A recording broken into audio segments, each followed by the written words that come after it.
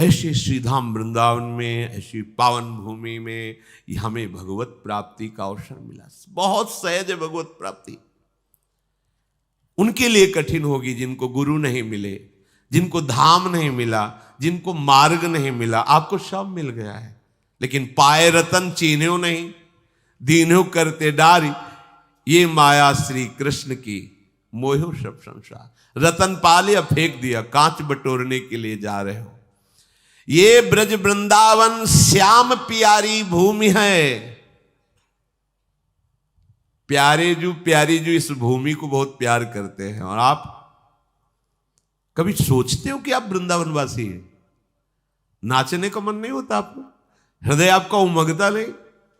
प्रपंच के चिंतन में जलते रहते हो, राग द्वेष के प्रवाह में बहते रहते। अरे कभी सोचो तुम कहां के वासी हो गए हो? श्रीधाम वृंदावन। ओहो, जिसके लिए बड़े बड़े ऋषि महर्षि याचना करते, वो सौभाग्य मुझे प्रियार्जु ने दिया। कभी आप रोए प्रियार्जु से? कितनी कृपा कर रही हो स्वामिनी मुझ जैसे नीच पर। नहीं, मैं महात्मा हूं, मैं अमुक हूं, मैं अमुक। अरे कुछ नहीं हो यार, तिनका हो, तिनका उड़ा के कहीं भी डाल सकती माया। अगर रुके हो ना, इनके हो इसलिए रुके हो, नहीं तो तिनके हो, कुछ नहीं हो, समझ लो। इनके हो इसलिए तुम्हें उड़ा नहीं रही माया, नहीं तो ऐसे फू शिव विरंचिका। बहुत सावधान। श्री वृंदावन वास करने वाले उपासक को भगवत प्राप्ति की चिंता नहीं। अब क्या चिंता? अब तो हमें श्यामा श्याम के चिंतन में। काहे कोरे नाना मत सुने तू पुराणन के, तय ही कहा तेरी मूल गूढ़ मति पंग की। वेद के विवादन को पायोगे न पार, कहूं छाड़ देओ आशा। अब दान नहान गंग की, और सिद्ध शोधे अब नागर ना सिद्ध कछु। मान ले मेरी कही वार्ता सुढंग की। आओ ब्रज भोरे कोरे मन को रंगाई ले रे, वृंदावन रैन रची गौर श्याम रंग की। ये होली खेल ली। आओ ब्रज में आओ, वास करो, यहां की रज में लोटो, यहां के खग मृग पशु पंछियों को प्रणाम करो और याचना करो कि मुझे श्यामा श्याम का प्रेम प्राप्त हो, प्रेम रंग की प्राप्ति हो। श्री श्यामा श्याम के धाम में रह करके भी यदि हम और किसी का चिंतन कर रहे हैं, कितना बड़ा दुर्भाग्य है। प्रिया प्रीतम के कहला के, प्रिया प्रीतम के हो। केवल यहां वास का आपको बता रहे हैं, जो सुख है, जो आनंद है, वो वैकुंठ में भी नहीं है। केवल यहां वास का, यहां वास करके भजन कर रहा है, श्री जी की अष्टयाम सेवा कर रहा है, इसकी तो बहुत ही अलग बात हो गई। जो सुख लेत सदा ब्रजवासी, सो सुख सपने हूं नहीं पावत, जे जन है वैकुंठ निवासी। आप इसको कथा ना समझे, सत्य ऐसा ही है।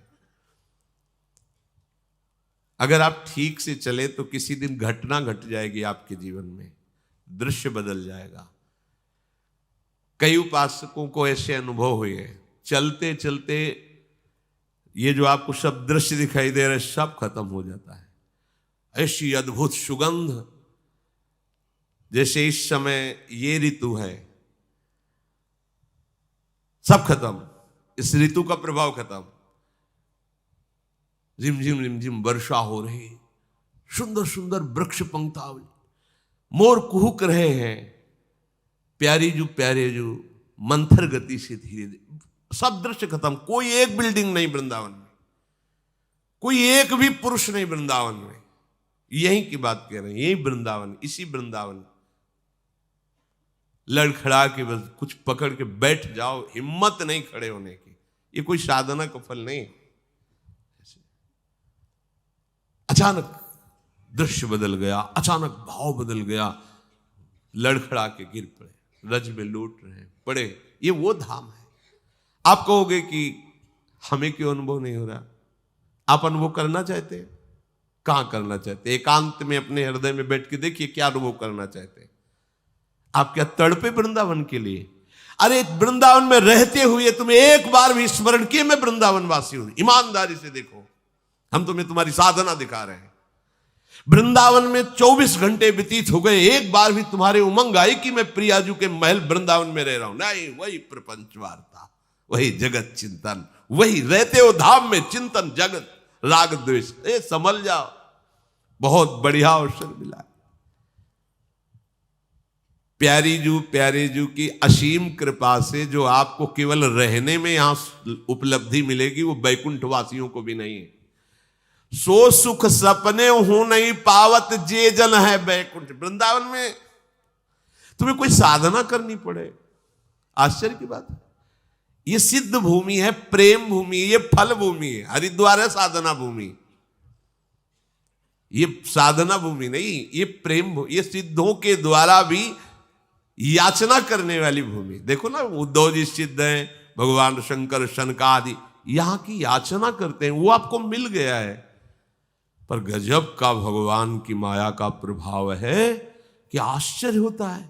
धामवासी होकर के धाम का एक बार भी चिंतन नहीं, एक बार भी चिंतन। वो जब सो सुख सपने हूं नहीं पावत जे जन है बैकुंठ निवासी, जो सुख लेत सदा ब्रजवासी। हिया घर घर होए रहे खिलौना, जगत कहत जाको अविनाशी। 5 बजे का सुबह का समय होगा, आगे आगे पूज्य सदगुरुदेव भगवान दंडवती परिक्रमा में गिरिराज जी में पीछे पीछे उनके चरण रज में लौटते हुए चल रहे। थोड़ा अंतराय भी था। कमर में से हाथ रखे हुए एक बालक, ए बाबा पैसा दे दे। पीछे की बात, एक गमछा में कुछ पैसे, जैसे 10 रुपए 15 रुपए ऐसे, क्योंकि श्री जी थी गुरु जी की, तो कुछ हमनिया लेके भोग लगा के और ऐसे भिक्षावृत्ति से रोटी मांग के उधर पोषण होता। पर लाडली जुग जैसे 2 केले खरीद लिए, भोग लगा दिया, मंगला का भोग लगा दिया, राजभोग का, इसलिए 10-15 रुपए ऐसे कमर में बांधे और ऊपर सब ऐसे मार्किन और दंडवती परिक्रमा। दे बाबा पैसे दे दे। तो हमें लगा है ब्रजवासी बालक है, आसपास कहीं गांव होगा। तो प्राय गिरिराज जी में रात दिन का भेद नहीं रहता, वहां सब प्रदक्षिणा देते ही रहते हैं। अरे हम कहा, हटो बच्चा, बाबा जी हमारे पास झूठ बोले, बाबा जी पैसा है। हाँ है तो पैसा, बलवे चाहे तो बना तो है, ये 15-20 रुपया आगे खड़े, दे बाबा दे। से निकाला, कागज का 1 रुपया भी उस समय चलता था, सिक्का होते थे, पर सिक्का बांध नहीं सकते, तो कागज का भी 1 रुपया। उसने कहा लो जाओ। ऐसी चितवन से देखा कि ऐसा लगा कि कोई सर्वाश्चर्य में सुख है। बुद्धि काम नहीं कर रही थी कैसा। वो आगे बड़े रहा नहीं गया, महाराज जी यहाँ कोई पास में गांव है नजदीक क्या? ले यहाँ नहीं, थोड़ा 2 किलोमीटर के लगभग आगे है जतीपुरा, यहाँ तो कोई। तो कहीं बालक अभी एक वो बार बार कह रहे थे 1 रुपया है, बालक थोड़ी है, यहाँ तो श्री कृष्ण।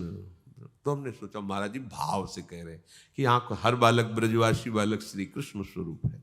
जब वृंदावन आए तो भक्तिदीप महाराज, बड़े भजनानंदी महापुरुष, वो बैठे हुए थे छतुरी के नीचे, केसी घाट के इधर ही।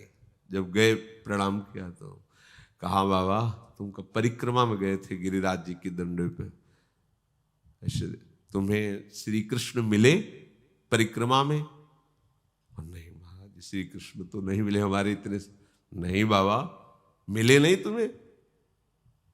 महाराज जी ऐसे तो हमें नहीं दिखाई दी कि मुरली बजा रहे हो ऐसे ललित त्रिभंगी खड़े। नहीं बाबा, नहीं मिले। वो महाराज जी वो एक बालक, हमने महाराज जी से बोले वो श्री कृष्ण ही थे। ये बड़े छलिया है, ये बड़े अपने जनों के साथ ये खेलते रहते, और हम पहचानने, हम समझते हैं ये व्यक्ति है, हम समझते हैं स्त्री है, हम समझते हैं ये पशु है, हम समझते हैं बालक है। नहीं, वो बड़े लीला बिहारी है।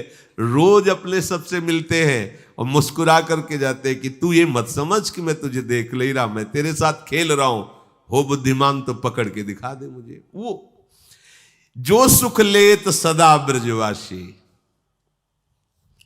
एक बार पूज्य श्री सदगुरुदेव, बड़े अद्भुत चमत्कार गुरुदेव भगवान की कृपा से उनके समीप, वो तो सोई जाने जे देहु जनाई, लाडली जी के दर्शन करके महल से निकल रहे थे, पीछे से कहा ऐसे, वो राधा बाग है, उसके आगे वो देखो ललिता जू का गांव है, ऊंचा गांव, ऐसे दिखा जी महाराज। इतनी इतनी दो सुंदर गोरी गोरी लाली आई, महाराज जी का अचला पकड़ के, ए बाबा फूल दे दे। तो हमारी दृष्टि, बड़ी सुंदर लाली, तो हमें लगा कि महाराज जी पूर्व में राधा बाग में यहाँ बरसाने में काफी समय तक रहे, तो किसी गोस्वामी परिकर की लाली होगी, महाराज जी को जानती होगी। अब महाराज जी के तो आंसू चले एकदम, हमारी तो समझ में ही नहीं आया। थोड़ी देर में वो लाली से भीड़ के साथ चली गई, महाराज जी लड़खड़ाते हुए ऐसे, मतलब अद्भुत मस्ती। और जे ही राधा बाग की तरफ एकांत हो जाता है तो रोते हुए कहे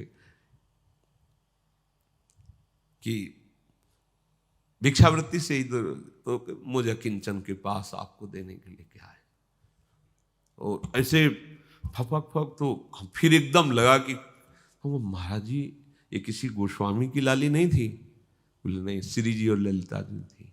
महाराज जी का श्री जी और यहाँ तो चलते फिरते जो भगवत साक्षात्कार बड़े बड़े ऋषि मुनि, ये उनका घर है, वो कभी भी टहलते मिल जाएंगे, दोनों गलबैयां दिए।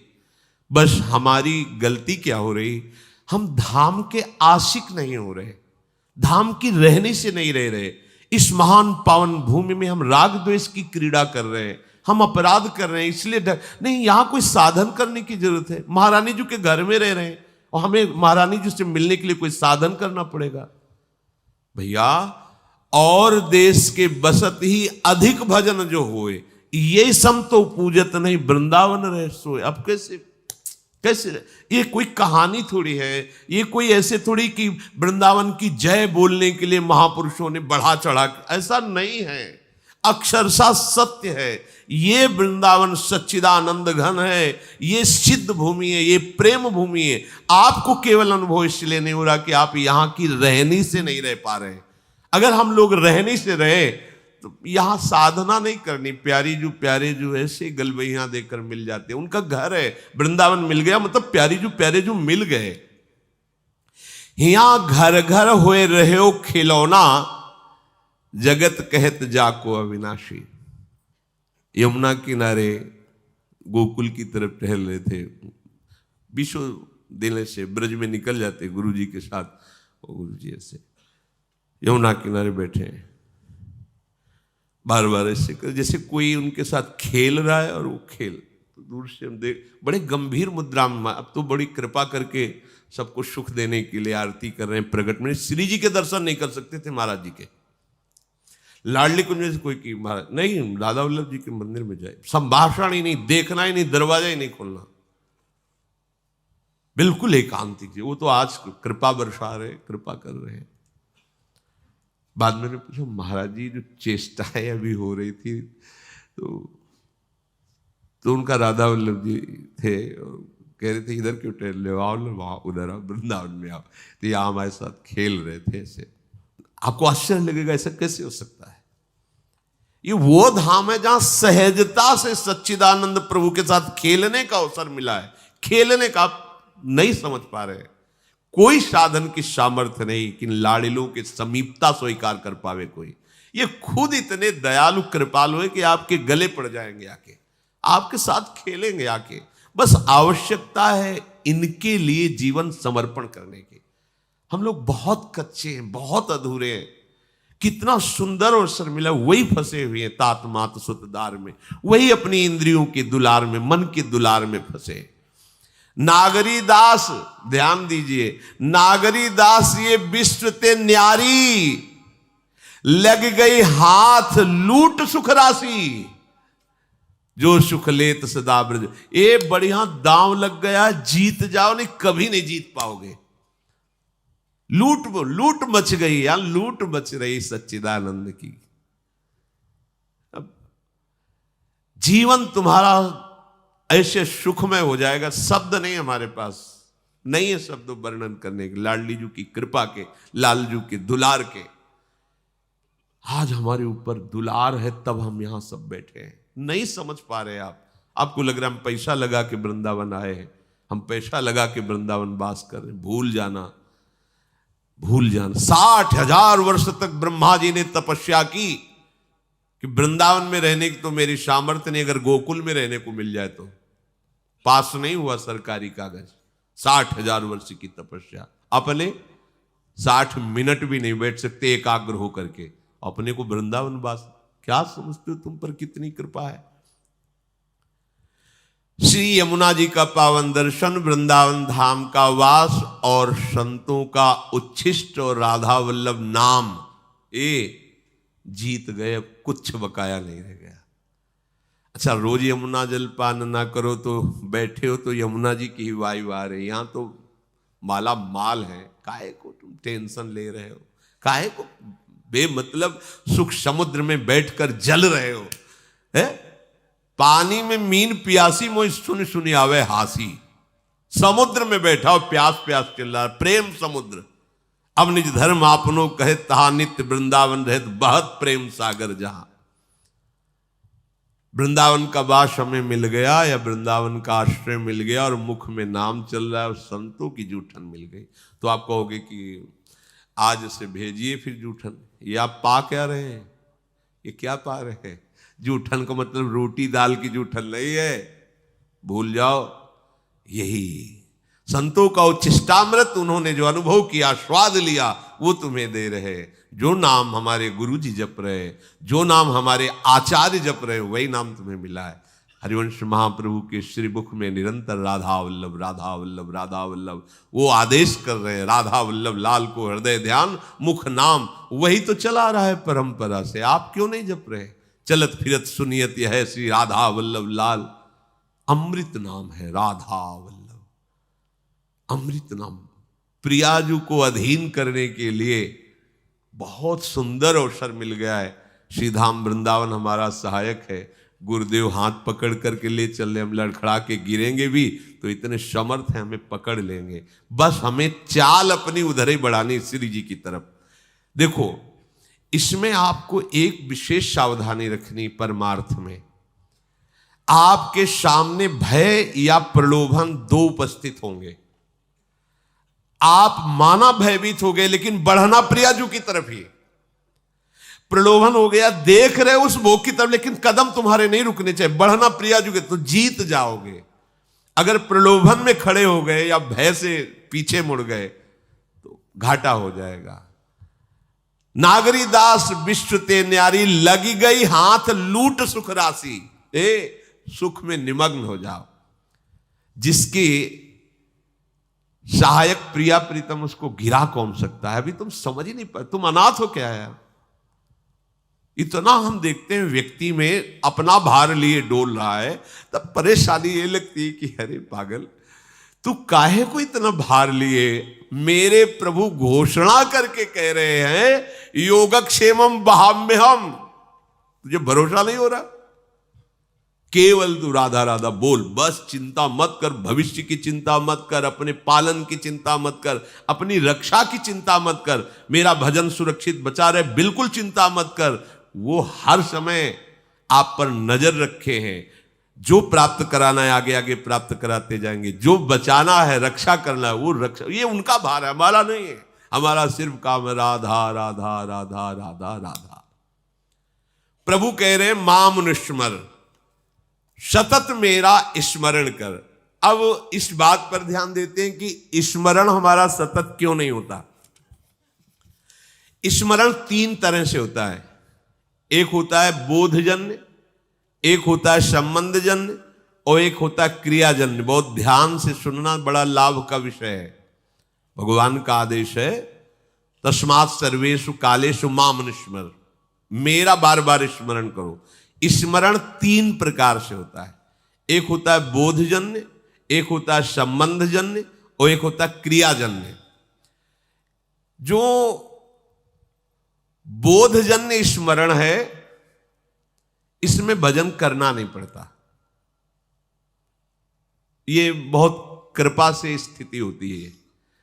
एक बोध संबोधन है स्वरूप का, आत्म स्वरूप का बोध, ब्रह्म बोध संपन्न महापुरुष कहा जाता है।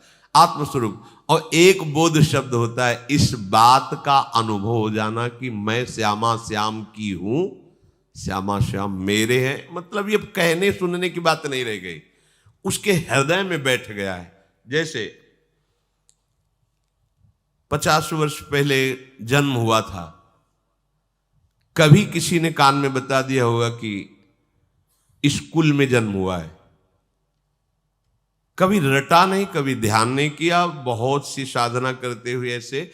आज भी अगर कोई भी कहे कि आपका शरीर किस स्कूल में, तो किसी पूछना नहीं पड़ेगा कि भाई मैं किस स्कूल में जन्मा हुआ, ये शरीर किस स्कूल में, नहीं पूछना, वो अमुक बोल देंगे। ये क्या हुआ? बोधजन्य स्मरण। कभी जपा नहीं, कभी ध्यान नहीं किया, पर कभी भूला भी नहीं। वो बना हुआ कि ये शरीर कहां जन्मा, किस कुल में जन्मा। ये इसे बोधजन्य स्मरण कहते। पर ये असत है, इसकी कोई महत्ता नहीं, ये असत है। ऐसे ही गुरु कृपा से हमारे हृदय में बात बैठ गई कि अरे मेरे असली आश्रयदाता तो श्यामा श्याम है, मैं भूल कर भटक रहा था संसार के संबंधों में। स्वीकृत, मैं श्यामाजू की, मैं श्यामाजू की। अगर ये बात अंदर बैठ गई है गुरु कृपा से, तो कैसी भी परिस्थिति हो आप देखना, इसकी पहचान है। अगर आपको भारी दुख पड़ रहा है तो तत्काल आपकी वृत्ति श्यामाजू पे गई या किसी व्यक्ति पे गई। अगर व्यक्ति पे गई, फेल, साहब बात अभी बनी नहीं। सीधे केवल श्यामाजू के चल, राधा राधा राधा। अब क्या होगा भैया, हम तो नहीं जानते, श्री जी के सिवा हमारा कोई परिचय वाला नहीं और कोई पावर नहीं, हमारी श्री जी है, श्री जी के सिवा कोई नहीं। यही सुई आनी चाहिए। आप बराबर स्मरण नहीं कर रहे, अंतर में आपके बैठा है श्री जी के सिवा मेरा कोई नहीं। भारी सुख की वृत्ति है, किसी व्यक्ति पे सुई नहीं जानी चाहिए कि ये बड़ी कृपा की, ये ला करके वस्तु दी, ये इतने रुपए। अगर ऐसे गई आपके चिंतन की धारा, गई, सब गड़बड़ कर दिया। भारी से भारी अनुकूल या प्रतिकूल परिस्थिति में आपके अंतर की वृत्ति केवल श्यामाजू के, यह बोधजन्य स्मरण। अब स्मरण नहीं करना पड़ेगा, वो हर समय ठसक बली रहेगी। संबंध का दूसरा स्वरूप आता है स्मरण का। गुरु जी से संबंध हुआ, उन्होंने श्यामा श्याम से संबंध करवाया और हमने स्वीकार किया। अब हमें हर समय देखना है कि मैं तो प्रियाजू की बिकी हुई हूं, मेरा कोई अस्तित्व तो नहीं है। तनु वांग मनोभिर अमलई सोहम तविवाश्रिता, इसमें संबंध जनित स्मरण आता है। संबंध से बहुत शीघ्र कल्याण होता है। जैसे मामा प्रयागदास जी की आप कथा सुने तो संबंध, मेरे राम जी जीजा और जानकी जी जीजी, ठसक, मैं उनका साला हूं, मस्त एकदम। कोई कहता कि अरे मामा कभी माला तो चलाते, तुम्हें देखते नहीं, किसका माला चलाएं? अरे मेरे बहनोई चक्रवर्ती सम्राट महाराज श्री राम और मेरी जीजी जानकी जी, अब मैं किसका माला चलाऊं? ऐसे गिरदा में से संबंध हर समय ठसक बनी हुई, मेरे प्रियालाल, मेरे श्यामा श्याम। हम लोगों का स्मरण इन दोनों में नहीं है, ना बोधजन्य है, स्वरूप बोध, संबंध बोध, दोनों में नहीं। तीसरे में है, वो भी बड़े भाग्यशाली है, क्रियाजन्य। अभ्यास हम कर रहे हैं, श्यामा श्याम हमारे हैं, श्यामा श्याम श्यामा श्याम, पर अंदर बैठा हुआ है हमारी मौसी है, हमारी मम्मी, हमारे पापा है, हमारे अमुक संबंधी है। संबंध हमारा जगत से, संबंध हमारा देह से। अभ्यास कर रहे हैं कि श्यामा श्याम का मैं हूं, मैं उनका अंश हूं, उनका नाम जप कर रहे हैं। कि इसमें अखंड भजन करने का अभ्यास कर रहे, अखंड भजन होता नहीं इसमें। बोध में अभ्यास भी नहीं है, चिंतन का कोई प्रयास भी नहीं है। उसका कैसे चिंतन होता है, गोस्वामी जी ने बिल्कुल सरल भाषा में बताया है, तुलसीदास जी ने। कामिही नारी प्यारी जिमी, लोभी प्रिय जिमि दाम, तिम रघुनाथ निरंतर, प्रिय लागहु मोहि राम। कामी कोई बैठ के ध्यान करता है क्या स्त्री का? पर कभी क्या ध्यान भूलता है क्या? ये है सच्चा भजन। ये लोभी आदमी क्या धन का कभी ध्यान करता है क्या? पर कभी क्या भूलता है क्या? सतत उसी में स्थिति उसकी रहती है।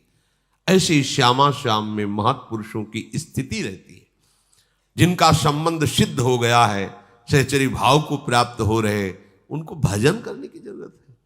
अरे उनका रोम रोम प्रियालाल में है, रोम रोम रग रग श्यामा श्याम का दासत्व स्वीकार किए हुए विराजमान। बुरी सखी कह रहे रोम रोम जब रग रग बोले तब कुछ स्वाद नाम को। अपने लोगों की स्थिति क्रियाजन्य है, इसमें बहुत खतरा है, क्योंकि कभी भजन की क्रिया होती, कभी भोग की क्रिया होती है, कभी योग की क्रिया होती, कभी वियोग की क्रिया होती है।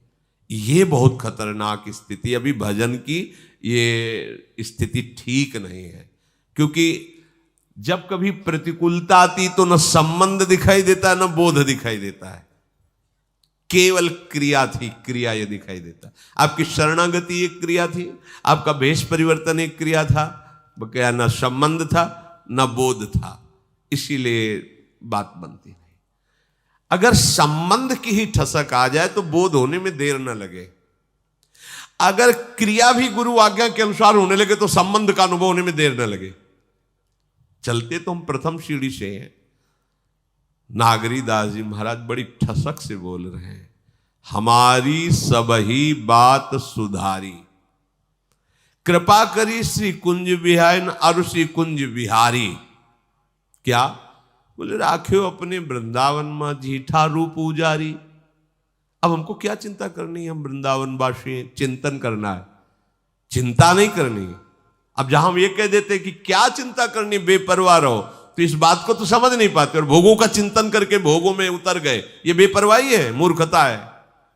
चिंता नहीं करनी, चिंतन करना है। स्वामिनी जी का चिंतन अपने वृंदावन में हमें रख लिया, सो हमारी सारी बात सुधार दी। जीठा रूप उजारी, नित्य केले आनंद अखंडित, रसिक संग सुखकारी, कलह कलेश न व्यापे ईठा ठोर विस्तृते न्यारी, नागरी दासी जन्म जितायो, बलिहारी बलिहारी, हमारी सब ही बात सुधारी।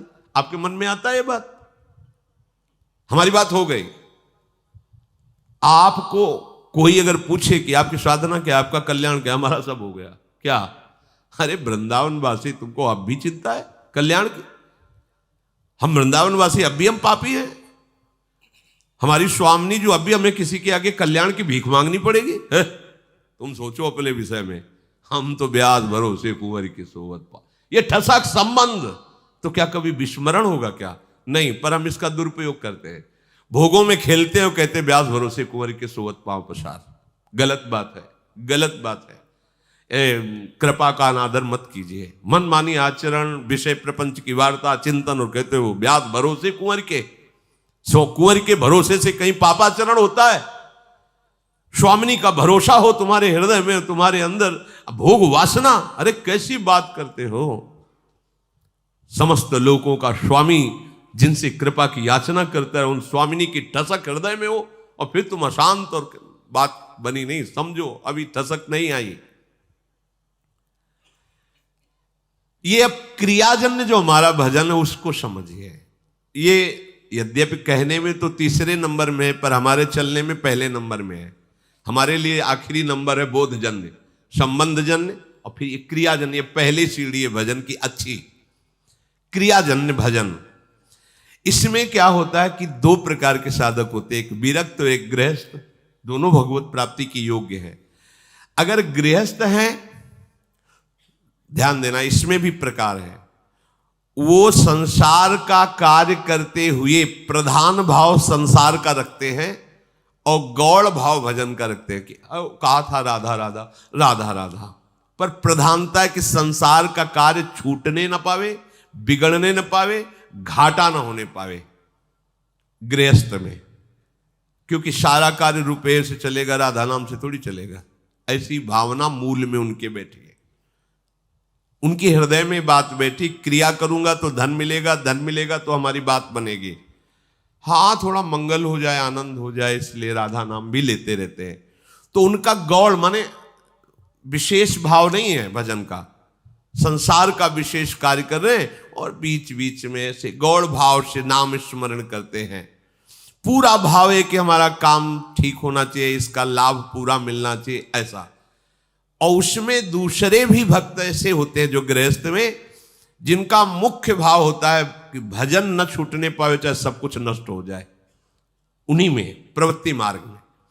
अब वो क्या करते हैं, भजन की मुख्यता रखते हैं और संसार के कार्य को गौड़ रखते हैं, तो उनका कार्य भी सही होता है, क्योंकि भजन हो रहा है तो एकाग्रता है, मुख्यता भजन की है, और उनका परिणाम भी बहुत जोर का मंगल होता है। ये दूसरा अभ्यास वाला बहुत जल्दी संबंध को प्राप्त होगा और फिर संबंध की कृपा से वो बोध को प्राप्त हो जाएगा। ये जो पहला है कि संसार का कार्य प्रमुख मुख्यता रखते हुए कभी कभी थोड़ा थोड़ा भजन, ये भी प्रणाम करने योग्य है, पर इनको संबंध में पहुंचने में बहुत समय लगेगा, क्योंकि अपने संबंधों को सुदृढ़ किए हैं संसार में और उनके लाभ का विषय है धन और भोग, इसलिए अभी ये परमार्थ की ऊंचाई पे चढ़ने की योग्यता नहीं लाए। दूसरा जो मुख्य बात उसके हृदय में बैठ गई कि हानि हरिवंश के नाम अंतर परे, लाभ हरिवंश उच्चरत बानी। अगर मुझे 1 घंटे में 5 लाख रुपए मिलते हैं और नाम छूट गया तो 5 लाख किस काम के, क्योंकि हम 5 लाख रुपए से 5 सेकंड भी समय नहीं खरीद सकते जो 1 घंटे समय दिया। इतना विचार सुदृढ़, वो नाम नहीं छोड़ सकता। मुख्यता नाम की रहती है, गौड़ कार्य रहते हैं, पूरा हो तो ठीक, ना पूरा हो तो ठीक, श्री जी जाने, भजन पूरा होना चाहिए। ये परमार्थ की ऊंचाई पर चढ़ने की जो क्रिया कर रहे हैं, क्रियाजन्य भजन, ये इनको ऊंचाई में पहुंचा देगा। जो विरक्त हैं उनके लिए अब कोई कर्तव्य नहीं है, केवल प्रियालाल का नाम जप करना। ध्यान से सुनिए, उनके लिए कोई कर्तव्य नहीं है। विरक्त का कैसा भजन, भजन क्रिया ये गृहस्थ की बताई गई। विरक्त की भजन क्रिया, प्रिया प्रीतम का प्रतिपल नाम जब, कोई और कर्तव्य नहीं। उनके नाम का कीर्तन, उनकी लीलाओं का गायन, लीलाओं का श्रवण, चिंतन और सेवा, बस इतना जीवन। देखो ना आप कर अपने जीवन में, जो सच्ची भावना से उपासक चल रहे हैं वो इसी पद्धति में है। देखते ही हृदय उनके चरण चूमने को करता है। ऐसा नहीं होता कि बगीचे में कांटे वाले ही फूल होते हैं, कांटे वाले ही वृक्ष होते हैं। बड़े सुंदर सुंदर भगवान का बगीचा है। ऐसे ऐसे साधक है जिनके देखने से विश्राम मिल जाता है। चलो अगर 100 में 10 भी ऐसे ना, हृदय शीतल हो जाता है। हाँ चलो ठीक है, रात दिन भजन में लगे। 20 साधक ऐसे हैं, अपने बच्चे हैं तो उनकी क्या बड़ाई करें। कुछ घंटे सोना, 3 घंटे 2 घंटे, रात दिन फूल बंगला बनाना, रसोई बनाना, सेवा पे सेवा, और हर समय भजन पे। इस गेट से बाहर नहीं निकलते, महीनों हो जाते। इस गेट से बाहर नहीं निकले, महीनों हो गए, रात दिन सेवा परिश्रम। वो भी तो निश्चय करके आए ना भगवत प्राप्ति का। तो हमें लगता है कि हमें शास्त्र संयम के अनुसार चलना चाहिए। अगर हम विरक्त हैं तो हमारा अब कोई कर्तव्य नहीं, एक ही कर्तव्य है, प्रिया प्रीतम का नाम स्मरण, उनका कीर्तन, उनकी लीला गायन, उनका लीला श्रवण और सेवा। 8 पहर हरि गुरु सेवा में लगे हुए हैं।